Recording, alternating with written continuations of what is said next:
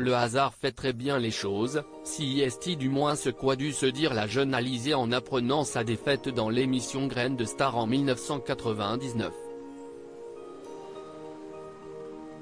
À seulement 15 ans, elle s'apprête à devenir l'une des chanteuses les plus appréciées de sa génération, prise sous l'aile d'une autre artiste mythique, Mylène Farmer. Cette dernière se trouve devant son poste de télévision aux côtés de son compagnon de l'époque et producteur Laurent Boutonnat. Le couple recherche la chanteuse qui pourra interpréter le morceau Moi, Lolita, impossible à chanter pour l'interprète de Libertine, et repère l'évidence chez la jeune Alizée. L'adolescente, dont les parents ont été contactés, fait le voyage en famille à Paris pour rencontrer Mylène Farmer et le producteur. L'osmose est là, le destin fait le reste. On avait l'impression qu'Alizée avait fait ça toute sa vie, c'était magique et en 15 jours, elle était sur toutes les radios. Et si est partie dans le monde entier.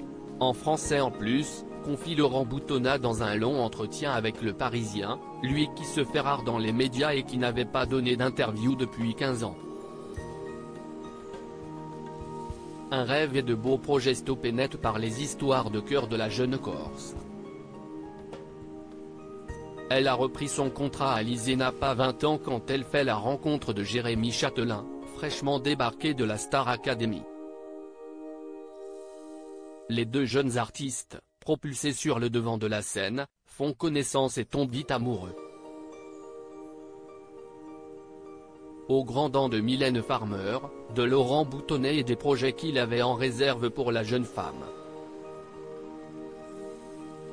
Comme Laurent Boutonnat le confie, toujours au Parisien, Alizée a fait passer son histoire d'amour avec Jérémy Chatelain avant tout le reste. On a fait 2 albums avec elle et puis elle est tombée amoureuse d'un garçon de la Star AC avec qui elle voulait faire un album.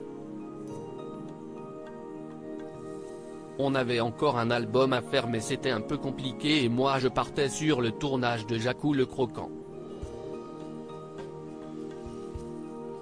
Elle a repris son contrat.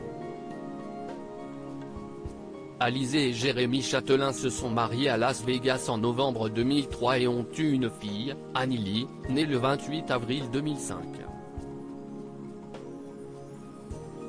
Pour autant, pas d'animosité ni de rancœur entre Alizée, Mylène et le producteur, bien au contraire. Les projets continuent, nous nous sommes revus tous les 3 il y a 4 ans avec plaisir. Si est d'ailleurs Alizée et son mari Grégoire Lyonnais, rencontrés sur l'émission Danse avec les stars, qui ont conçu les chorégraphies du premier single de Julia, The Voice Kids, note de la rédaction, que l'on a produit avec Mylène. L'histoire continue de s'écrire.